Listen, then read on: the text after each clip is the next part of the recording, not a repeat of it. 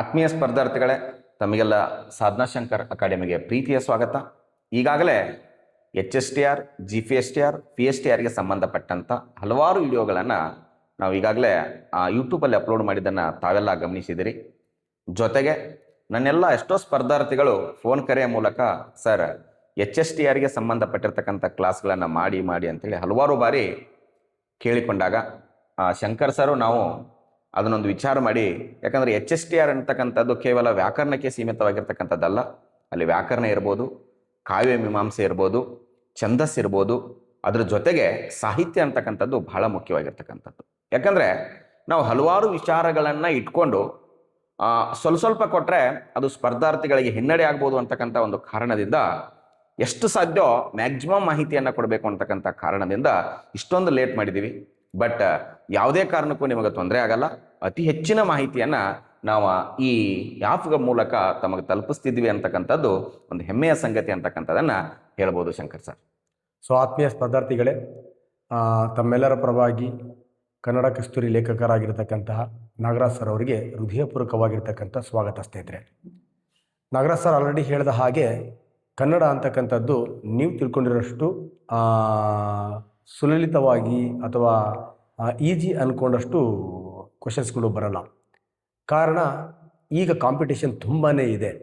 ಹಾಗೆ ಕಾಂಪಿಟೇಷನ್ ತುಂಬಾ ಇದ್ದಾಗ ವರ್ಷಾನುಗಟ್ಟಲೆ ವಿದ್ಯಾರ್ಥಿಗಳು ಏನು ಮಾಡಿದ್ದಾರೆ, ಓದಿದ್ದಾರೆ. ಹೌದು ಸರ್. ಆ ಓದಿರ್ತಕ್ಕಂತಹ ಮಾಹಿತಿ ಯಾರು ಎಕ್ಸಾಮನ್ನು ಕಂಡಕ್ಟ್ ಮಾಡ್ತಾರೋ ಅವ್ರಿಗೆ ಇರುತ್ತೆ. ಹೌದು. ನೀವು ಎಷ್ಟೇ ಈಸಿ ಸಬ್ಜೆಕ್ಟ್ ಅಂದ್ಕೊಂಡ್ರೂ ಕೂಡ ಅದು ಎಷ್ಟು ಮಾರ್ಕ್ಸಿಗೆ ನಿಲ್ಲತ್ತೆ ಅಂದರೆ 80 to 90 ಈಸಿ ಅಂದ್ಕೊಂಡ್ರಿ. ಇಲ್ಲ ಸರ್, ಇನ್ನೊಂದು ಏನು ವಿಶೇಷ ಅಂದರೆ ವ್ಯಾಕರಣಕ್ಕೆ ಸಂಬಂಧಪಟ್ಟಂತೆ ನಮ್ಮ ಸ್ಪರ್ಧಾರ್ಥಿಗಳು ಹಗರಾಯಿತು ಅಂದ್ಬಿಡ್ತಾರೆ, ಅದು ಹೋಗಿಬಿಡತ್ತೆ. ಅದೇ ಸರ್, ಈಗ ಅವ್ರು ಎಷ್ಟು ಕನ್ನಡ ಈಸಿ ಅಂತ ಅನ್ಕೊಂಡ್ರು ಕೂಡ 80 or 85 ಮಧ್ಯೆ ನಿಲ್ಲತ್ತೆ. ಹೌದು. ಪೇಪರ್ ಟಫ್ ಬಂದ್ಬಿಟ್ರೆ 70 ರಿಂದ 80 ನಿಲ್ಲತ್ತೆ. ಎಸ್. ಮತ್ತೆ ಲಕ್ಷಾಂತರ ಆಸ್ಪಿರೆಂಟ್ಸ್ಗಳು ಎಕ್ಸಾಮನ್ನ ತಗೊಳ್ತಾರೆ. ಎಸ್. But post ಎಷ್ಟಿರ್ತಾವ? 400 ಇರ್ತಾವ, 500 ಇರ್ತಾವ, 1000 ಇರ್ತಾವ ಅಷ್ಟೇ. ಮತ್ತೆ ಇನ್ನೊಂದು ಖುಷಿ ವಿಚಾರ ಸರ್, ಈ ಸಲ ಏನೋ 1500 ಪ್ಲಸ್ HSTR ಅಂತ ಹೇಳಿ ಕೇಳ್ತಕ್ಕಂಥ. ಒಟ್ಟೆ ನಿಮ್ಮ ಕನ್ನಡ ಸಬ್ಜೆಕ್ಟ್ ಅನ್ನ ಕರೆಕ್ಟಾಗಿ ಓದ್ಕೊಂಡ್ರೆ ಸರ್, ಯಾಕಂದ್ರೆ SDA ಇದೆ, FDA ಇದೆ.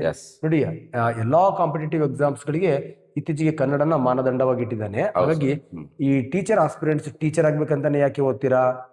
ಈಗ ನೀವು ಕನ್ನಡ ಹೆಂಗೋ ಓದಲಿಕ್ಕೆ ಸ್ಟಾರ್ಟ್ ಮಾಡಿಬಿಟ್ರೆ SDA ಗೆ ಕನ್ನಡ ಆಯಿತು, FDA ಗೆ ಕನ್ನಡ ಆಯಿತು. ಈ HSTR ಎಕ್ಸಾಮನ್ನು ಯಾರು ಬರೀತಾರೆ? ನಾನ್ TET ಅವರು ಕೂಡ ಬರೀತಾರೆ. ಈಗ HSTR ಎಕ್ಸಾಮ್ ಕನ್ನಡ ಚೆನ್ನಾಗಿ ಓದ್ಕೊಂಡ್ರೆ ಅವ್ರದ್ದು TET ಕೂಡ ಪಾಸ್ ಆಗತ್ತೆ. ನೆಟ್ಗೂ ಕೂಡ ಹೆಲ್ಪ್ ಆಗುತ್ತೆ.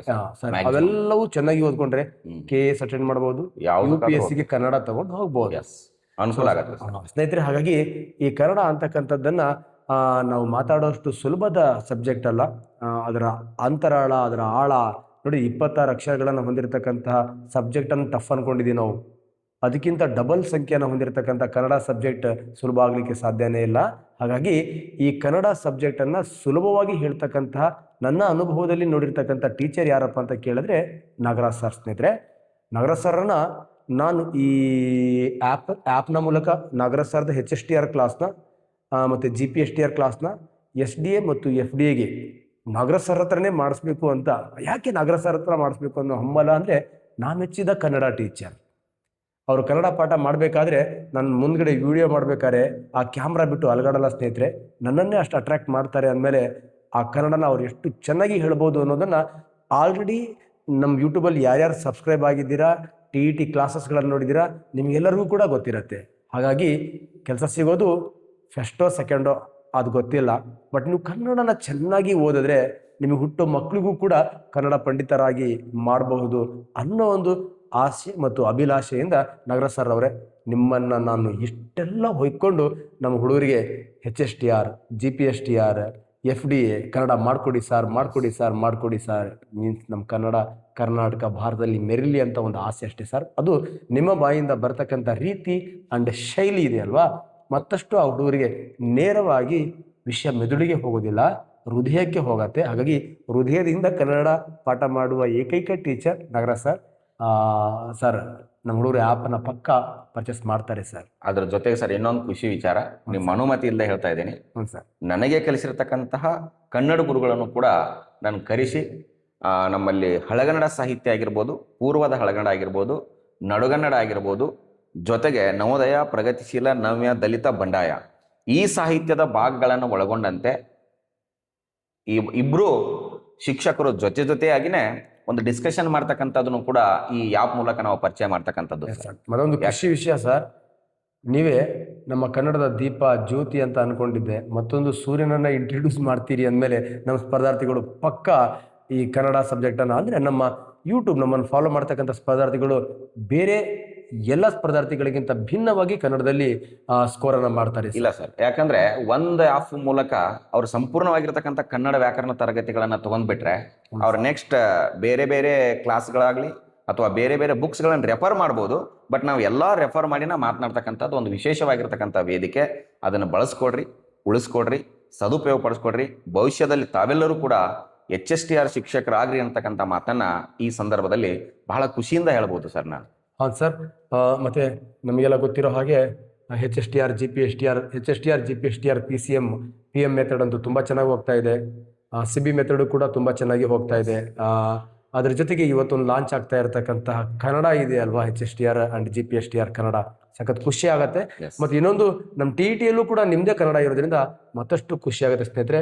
ಇವನ್ನೆಲ್ಲ ಈ ಕೋರ್ಸಸ್ಗಳಿಗೆ ಜಾಯ್ನ್ ಆಗಿ ಅದರ ಜೊತೆಗೆ 10th class LBA ಕ್ಲಾಸಸ್ಗಳೇನಿದೆ, HSTR class ಮಾಡಿದಾಗ ಕಾಲ್ ಮಾಡಿದಾಗ GPSTR ಕಾಲ್ ಮಾಡಿದಾಗ ಈ 10th ಕ್ಲಾಸ್ದ LBA ಕಂಪ್ಲೀಟ್ ಆಗಿ ಕನ್ನಡ 8th 9th 10th ಕನ್ನಡನ ಇದೇ ನಾಗರಾಜ್ ಸರ್ ಅವರು ನಿಮ್ಮ ಜೊತೆಗೆ ಚರ್ಚೆ ಮಾಡ್ತಾರೆ. ಯಾಕಂದರೆ ಹೈಸ್ಕೂಲ್ ಟೀಚರ್ ರಿಕ್ರೂಟ್ಮೆಂಟ್ ಇರೋದ್ರಿಂದ ಹೈಸ್ಕೂಲ್ನ ಪುಸ್ತಕದಲ್ಲಿ ಇರ್ತಕ್ಕಂಥ ವ್ಯಾಕರಣಗಳನ್ನು ಹೆಚ್ಚಿನ ಪ್ರಮಾಣದಲ್ಲಿ ಕೇಳ್ತಾರೆ. ಹಾಗಾಗಿ ಅದು ಕೂಡ ಎಲ್ಲ ಅವರು PPT ಮಾಡ್ಕೊಂಡಿದ್ದಾರೆ, ವೀಡಿಯೋಸ್ಗಳು ಆಗ್ತಾ ಇದೆ, ಅಪ್ಲೋಡ್ ಆಗ್ತಾ ಹೋಗುತ್ತೆ. ಇನ್ನೊಂದು ವಿಶೇಷವಾಗಿ ಯಾರೆಲ್ಲ ಜಾಯ್ನ್ ಆಗಿದ್ದೀರಾ ಅವರಿಗೆ ಸರ್ ಸೈಕಾಲಜಿ ನೋಡಿ, ಈ ಸೈಕಾಲಜಿ ಅಂತಕ್ಕಂಥದ್ದು ವೈಭವ್ ಸೂರ್ಯವಂಶಿ ಥರ ಒಂದು ರೆವಲ್ಯೂಷನ್ ಲೆವೆಲ್ಗೆ ತರಬೇಕು ಅನ್ನೋ ಒಂದು ಮಹಾದಾಸೆಯಿಂದ ಸೈಕಾಲಜಿ ಟಾಪಿಕನ್ನು ನಿಮಗೆ ಇಲ್ಲಿವರೆಗೂ ನಾವು ಇಂಟ್ರಡ್ಯೂಸ್ ಮಾಡಿಲ್ಲ. ನೋಡಿ, ಸೈಕಾಲಜಿ ಟೀಚರ್ಸನ್ನು ಕರೆಸಿ ಪಾಠ ಮಾಡಿ ದುಡ್ಡು ಇಟ್ಕೊಳ್ಳೋದು ಅದು ನಮಗೆ ತುಂಬ ಈಸಿಯೆಸ್ಟ್ ವಿಷಯ. ಹಾಗಲ್ಲ, ಸೈಕಾಲಜಿ ನಿಮಗೆ ಕಂಪ್ಲೀಟ್ ಗೆಲ್ಲಿಕೆ ಬೇಕಾಗಿರ್ತಕ್ಕಂಥ ಕ್ರೈಟೀರಿಯಾ ಸರ್ ಅದು. HSTR ಎಲ್ಲರೂ ಕೂಡ ಸಬ್ಜೆಕ್ಟಲ್ಲಿ 2 ಮಾರ್ಕ್ಸ್ ಹೆಚ್ಚು ಕಡಿಮೆ ವೇರಿಯೇಷನ್ ಮಾಡ್ತಾರೆ. ಬಟ್ ಸೈಕಾಲಜಿನ ಯಾವ ಪಂಟರ್ ಕರೆಕ್ಟಾಗಿ ಅರ್ಥ ಮಾಡ್ಕೊಂಡಿರ್ತಾನೋ ಅವನು ಮಾತ್ರ ಈ ಜಾಬ್ ಅಂತಕ್ಕಂಥ ಒಂದು ಐಕಾನ್, ಒಂದು ಕಾಯಿನನ್ನು ತನ್ನ ಜೇಬಲ್ಲಿ ಹಾಕೋತಾನೆ. ಪ್ರತಿಯೊಂದು ಎಕ್ಸಾಮಿನ ಅಥವಾ ಈ ಟೀಚರಿಗೆ ಸಂಬಂಧಪಟ್ಟಿರ್ತಕ್ಕಂಥ ಎಲ್ಲ ಎಕ್ಸಾಮ್ಗಳಿಗೆ ಲಗಾಮೆ ಹೆಚ್ಚು ಕಡಿಮೆ ಸೈಕಾಲಜಿ ಸರ್. ಆ ಸೈಕಾಲಜಿನ ಇಂಡಿವಿಜುವಲ್ ಆಗಿ ನಾನು ಕೂಡ ಮಾಡ್ತೀನಿ. ಮತ್ತು ನಾಗರಾಜ್ ಸರ್ದೊಂದು ಕೂಗು, ಸೈಕಾಲಜಿ ನಾನು ತುಂಬ ಚೆನ್ನಾಗಿ ಮಾಡ್ತೀನಿ ಅಂತ. ನಾಗರಾಜ್ ಸರ್, ನಾನು ಇಲ್ಲ ಸರ್, ಈ ಸೈಕಾಲಜಿ ಡಾಕ್ಟ್ರಿಗೆ ಗೊತ್ತಾಗೋ ಹಾಗೆ ಮಾಡಬೇಕು ಅಂತ ನಾನು ಅದಕ್ಕೆ ಇಬ್ಬರೂ ಸೇರಿ ಮತ್ತೆ ಎಕ್ಸ್ಟ್ರಾ ಕ್ಲಾಸಸ್ಗಳನ್ನು ನಿಮಗೆ ಸೈಕಾಲಜಿ ಕ್ಲಾಸಸ್ಗಳನ್ನು ಕೊಡ್ತೀವಿ. ಯಾರು ನಮ್ಮಲ್ಲಿ ಸಬ್ಸ್ಕ್ರೈಬ್ ಆಗ್ತೀರಾ, ನೆಕ್ಸ್ಟ್ ಆಗಿದ್ದೀರಾ, ಸೈಕಾಲಜಿ ಬಗ್ಗೆ ಡೌಟೇ ಬೇಡ ಅಂತ ಹೇಳ್ತಾ